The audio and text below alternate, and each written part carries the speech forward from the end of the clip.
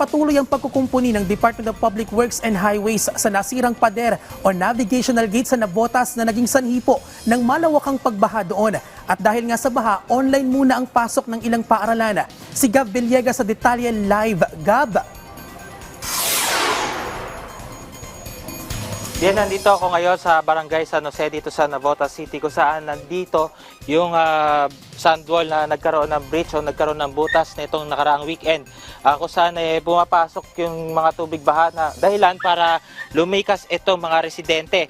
Sa itong pagkasira ng sandwall na ito ang siyang dahilan din para makadagdag pa sa problema ng mga residente dito sa Navotas City na magkaroon pa ng pagbaha.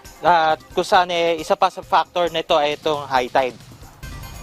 Ayon sa pinakauling update ng Navotas City Public Information Office, nagdagdag pa sila ng mga kawani nagdagdag pa ng mga sandbag ang mga kawani ng Department of Public Works and Highways sa nasabing pader.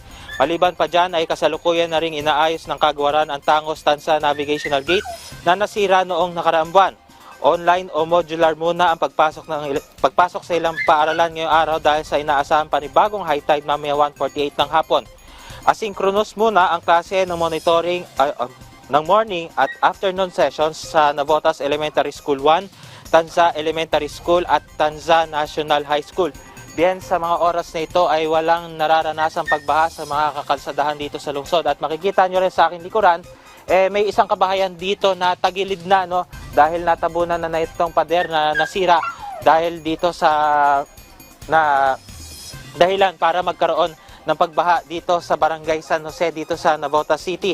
Naka-standby na rin yung mga sasakyan ng local government unit para magbigay naman ng libreng sakay sa mga commuter sa ruta ng C4 Tangos at vice versa.